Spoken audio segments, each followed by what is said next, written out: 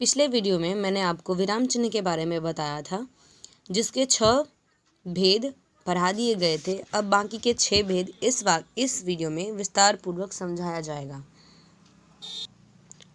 विराम चिन्ह वही है जो भाषा लिखते समय हम विराम के लिए जिन चिन्हों का प्रयोग करते हैं उसे हम विराम चिन्ह कहते हैं। और विराम चिन्ह के कुल प्रमुख जो हैं वो 12 भेद हैं। पूर्ण विराम, अल्प विराम, अर्ध विराम, प्रश्न सूचक चिन्ह, विस्मयादि सूचक चिन्ह, उपविराम, निर्देशक चिन्ह, विवरण चिन्ह, लाघव चिन्ह, उद्धरण चिन्ह, कोष्ठक चिन्ह तथा योजक या विभाजक चिन्ह। तो विराम चिन्ह के 7वें भेद में विवरण चिन्ह आता है। तो विवरण चिन्ह यानी कि जहां किसी बात का उत्तर या उदाहरण अगली पंक्ति में देना हो तो वहां हम विवरण चिन्ह का प्रयोग करते हैं। जैसे कि लिंग के भेद 2 ही होते हैं, एक पुल्लिंग और दूसरा स्त्रीलिंग। तो ऐसे शब्दों में जहां पर हमारा एक शब्द दूसरे शब्दों में मिल जाता है तो वहां पर हम उसका प्रयोग कर देते हैं विवरण चिन्ह के साथ। जैसे कि क्रिया के भेद, काल के भेद, ऐसे शब्दों में जब उसका विवरण दिया जाता है तो ऐसे शब्दों के स्थानों पर हम विवरण चिन्ह का प्रयोग कर देते हैं। उसके बाद आता है हमारा निर्देशक चिन्ह यानी कि निर्देशक चिन्ह का प्रयोग कहाँ किया जाता है? तो निर्देशक चिन्ह का प्रयोग वहाँ किया जाता है जहाँ पर हमें किसी बात को अलग अलग करके दिखाना हो।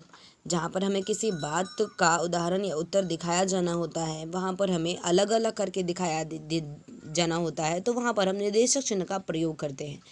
जैसे कि अध्यापक के द्वारा कुछ कहा जाता है तो अध्यापक किसी से प्रश्न पूछते हैं कि तुम्हारा नाम क्या है, तो वो बच्चा छात्र जवाब देता है कि मेरा नाम राम है। तो ऐसे प्रकार के प्रश्नोत्तर में हम निर्देशक चिन्ह का प्रयोग करते हैं। निर्देशक चिन्ह का दूसरा नाम रेखा भी होता है, जो कि शब्दों में भी प्रयोग किया जाता है।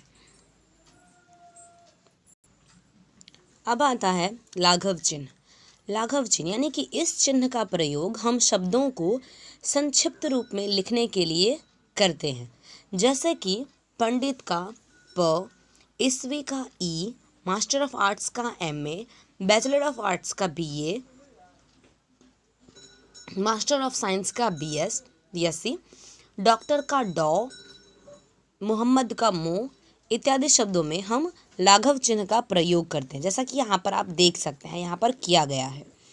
तो ऐसे शब्दों को जब हम संक्षिप्त रूप में लिखते हैं, शब्द का अर्थ बिल्कुल वही होता है जो शब्द का अर्थ होता है, परंतु लिखावट में उसको संक्षिप्त रूप में लिख दिया जाता है और संक्षिप्त रूप में लिखने के लिए ही हम लाघव चिन्ह का प्रयोग करते हैं। अब उसके बाद आता है उद्धरण चिन्ह। तो उद्धरण चिन्ह जो होते हैं वो 2 प्रकार के होते हैं, वो अलग अलग तरह से शब्दों में प्रयोग किए जाते हैं। जैसे कि पहला होता है हमारा इकहरे उद्धरण चिन्ह और दूसरा हो जाता है दोहरे उद्धरण चिन्ह। इकहरे उद्धरण चिन्ह का प्रयोग हम इस चिन्ह का प्रयोग पुस्तकों के नाम, उपनाम या व्यक्तिवाचक नाम के बीच में करते हैं। जैसे कि मानसरोवर प्रेमचंद का प्रसिद्ध कथा संग्रह है, तो मानसरोवर जो है वो पुस्तक का नाम है। जैसे कि पूस की रात प्रेमचंद का एक प्रसिद्ध कथा कहानी है, तो उसे हम पूस की रात यानी कि ये एक कहानी का नाम है, उन्हीं के द्वारा लिखी गई है। अब व्यक्ति के उपनाम, जैसे कि रामधारी सिंह दिनकर, तो दिनकर जो है वो उपनाम है। सुमित्रा नंदन पंत जो है वो उनका उपनाम है।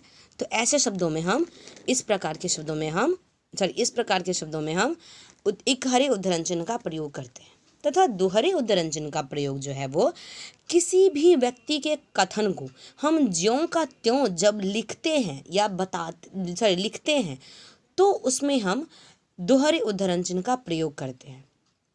जैसे कि राम ने कहा कि मैं आता हूँ, तो ये राम के कहे गए कथन को जब हम ज्यों का त्यों लिखेंगे कहीं पर, तो वहाँ पर हम दोहरे उद्धरण चिन्ह का प्रयोग करेंगे वाक्य को लिखते समय।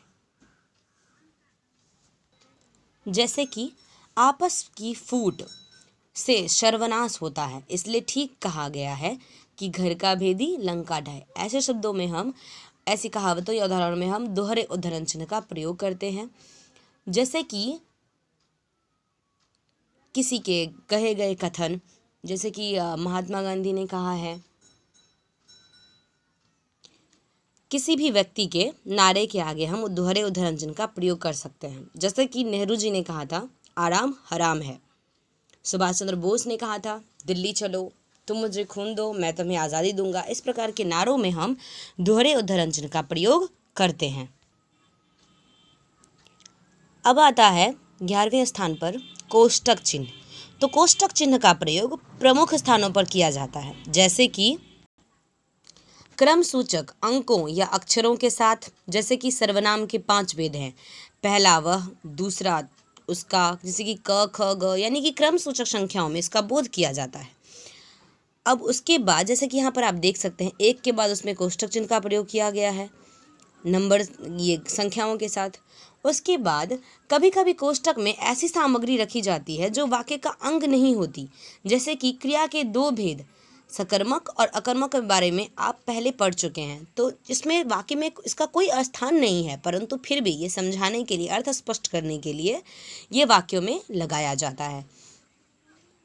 तथा समानार्थी शब्दों के साथ कोष्टक का प्रयोग किया जाता है, जैसे कि वह सब कुछ जानने वाला, यानी कि सर्वज्ञ। तो सर्वज्ञ में हम कोष्टक चिन्ह का प्रयोग करेंगे और उसके बाद वाक्य की पुष्टि कर देंगे। जैसे कि हम भ्रमण यानी कि घूमने के लिए जा रहे हैं, तो जब एक वाक्य का अर्थ स्पष्ट ना हो रहा हो तो उस वाक्य का अर्थ स्पष्ट करने के लिए भी हम कोष्टक चिन्ह का प्रयोग करते हैं। जैसे कि समानार्थी शब्दों के साथ करते हैं।